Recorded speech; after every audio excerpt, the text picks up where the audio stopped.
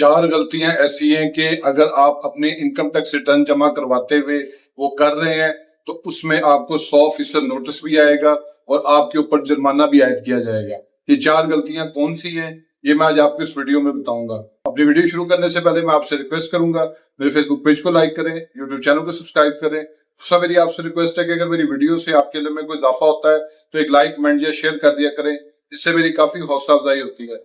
तीसरा मैंने आपको कहना था कि बहुत से लोग मेरे नंबर के ऊपर डायरेक्ट मुझे ऑडियो मैसेज कर देते हैं, कॉल कर देते हैं, जिसका मैंने पहले भी बताया हुआ है। ऐसी सूरत में मैं आपको रिप्लाई नहीं करूंगा क्योंकि बहुत ज्यादा लोगों के मैसेज आते हैं। एक दिन में अगर 1000-1500 मैसेजेस आ जाते हैं तो उनको रिप्लाई करना बहुत मुश्किल हो जाता है। तो इसलिए मैंने आपको कहा था कि आप मेरे वीडियो के ऊपर जो आके कमेंट किया करें और उसमें आपकी जो भी लीगल एडवाइस है उसके बारे में आप मुझे स्क्रीनशॉट इस नंबर पे भेज दिया करें ताकि मैं आपको उसके मुताबिक रिप्लाई कर दूं। लेकिन उसमें भी एक और चीज आ रही है कि लोगों ने टैक्स रिटर्न से रिलेटेड जो है वो इन्फॉर्मेशन लेनी शुरू किया कि सर हम ये एंट्री गलत कर रहे हैं, हम वो एंट्री का बता दें, अब ये किधर लिखूं, मैं वो कैसे लिखूं। तो इसी वजह से मैंने ये भी सोचा है कि इस इशू को भी मैं जो है आज इस वीडियो में बताऊंगा कि ये मामला जो चल रहे हैं ये किस तरीके से बेहतर हो सकते हैं। अब आ जाते हैं अपने टॉपिक की तरफ। तो सबसे बड़ी जो गलती लोग कर रहे हैं इस वक्त वो ये कर रहे हैं कि किसी प्रोफेशनल बंदे से, किसी प्रॉपर टैक्स के लॉयर या टैक्स कंसल्टेंट के बगैर जो है वो खुद से घर बैठ के टैक्स रिटर्न जो है वो अपनी फाइल करते जा रहे हैं और उनको उसके बारे में एबीसी नहीं पता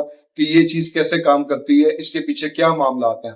पूरा साल एफबीआर का शोर मचा रहता है, एफबीआर ने ये कर दिया, एफबीआर ने वो कर दिया। वो खबरों की हद तक तो लोग सुन लेते हैं लेकिन उनको ये तो नहीं पता पीछे कवानीन में क्या तब्दीली हो रही है, पीछे जो है वो क्या क्या चीजें हो रही हैं। आप उधर अगर सैलरी इनकम भी लिखते हैं अपनी 2 लाख रुपए, 4 लाख रुपए, 6 लाख रुपए, उसका भी प्रॉपर तरीके का मौजूद है कि आपको सैलरी स्लिप चाहिए, आपको एम्प्लॉयर सर्टिफिकेट चाहिए, आपका कंपनी का नाम, आपका एम्प्लॉयर कौन है, किसने सैलरी दी, कहाँ पे रहता है, उसका दफ्तर किधर है, वो कौन है, ये सारी बातें आपको लिखनी पड़नी है।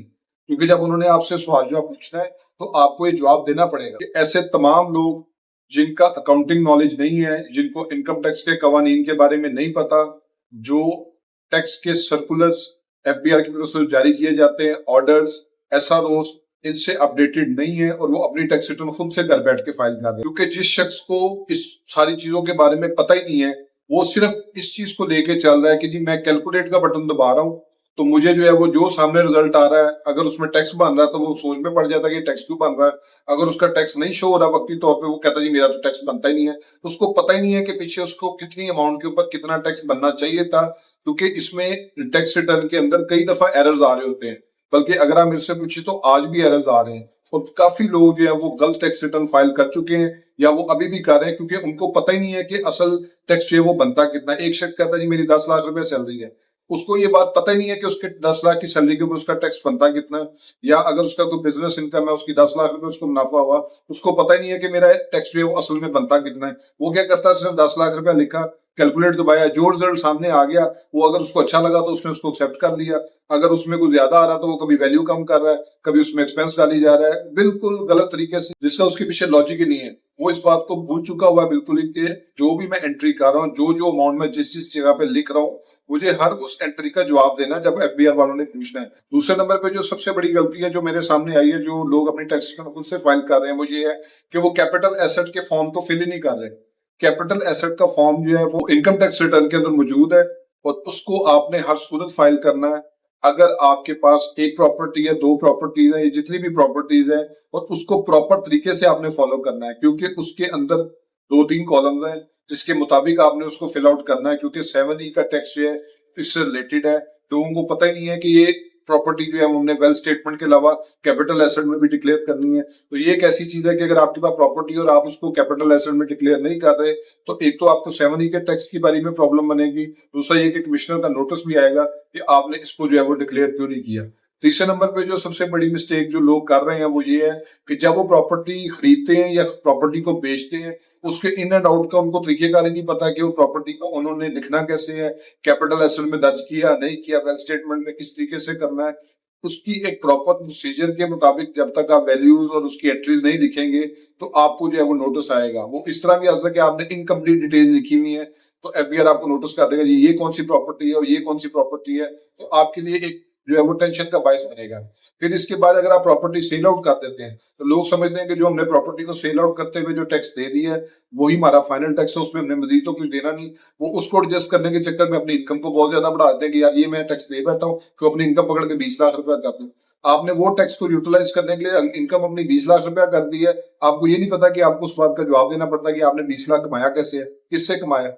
तो इसमें ये बहुत बड़ी जो है वो कॉम्प्लिकेशन है, क्योंकि इसमें गाड़ियां सेम ईयर में परचेज होती है, सेम ईयर में सोल्ड आउट हो जाती है। फिर इसी तरह प्रॉपर्टीज है, वो इसी साल ली, उसी साल में जो है वो बेच दी। ये भी एक बहुत बड़ा इशू होता है, जो लोगों को पता ही नहीं है कि हमने उसको किस तरीके से जो है मैनेज करना है। क्योंकि एक बात आप जेहन में डाल लें कि एफपीआर 100% इस चीज पे नोटिस देता है अगर आप गलत एंट्री कर रहे हैं। और इसमें सबसे बड़ा प्रॉब्लम जो आपके लिए तभी होता है कि आप अपनी लिखी हुई बात से मुकर नहीं सकते। आपने एक एंट्री लिखी है, आपने वो एंट्री कर दी है, वो आपने खुद की है, किसी से करवाई, तो उसमें आपको उसका नतीजा भुगतना पड़ता है। क्योंकि वो आपकी टैक्स रिटर्न का फॉर्मेट जब भी आपको नोटिस देते हैं, उसी को बीच में कॉपी पेस्ट करके बताते हैं जी आपने ये लिखा, ऐसे लिखा, वैसे लिखा, अब इस बात का जवाब दें। तो आप उसमें कुछ भी नहीं कर सकते।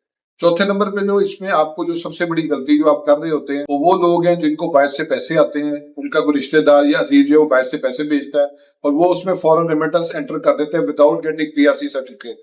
कोई भी शख्स अगर बाहर से पैसे मंगवा रहा है या जिसको पैसे बाहर से आ रहे हैं, उसको पीआरसी सर्टिफिकेट लेना बैंक से लाजमी है। उसके बगैर अगर आप फॉरेन रेमिटेंस डिक्लेयर करते हैं, तो आपको जो है वो उसका हिसाब भी देना पड़ेगा। क्योंकि अनएक्सप्लेन्ड इनकम के ऊपर जब नोटिस आता है तो वो उसमें बहुत सी चीजों के बारे में पूछते हैं कि आप ये भी लेके आए, वो भी लेके आए, अकाउंट्स लेके आए, बैंक अकाउंट की डिटेल लेके आए, प्रॉपर्टी डिटेल लेके आए, कैश कितना है, प्राइस बॉन्ड कितने हैं, गोल्ड कितना है, वो एक एक चीज जो है वो आपसे पूछते हैं। उसमें आपके लिए बहुत ज्यादा प्रॉब्लम जो है वो होती है। जब भी आप फॉरेन रेमिटेंस की बात करते हैं तो उसमें आप पीआरसी सर्टिफिकेट जरूर कलेक्ट किया करें, जबकि जो वेस्टर्न यूनियन या मनी एक्सचेंज कंपनीज है उसकी रसीद जो है वो काफी होती है। होप्स आपको ये वीडियो पसंद आई होगी। मेरे फेसबुक पेज को लाइक करें, यूट्यूब चैनल को सब्सक्राइब करें, ताकि लीगल टॉपिक्स रिलेटेड इस तरह एडवाइस मैं आपसे शेयर कर पाऊं। Thank you for watching.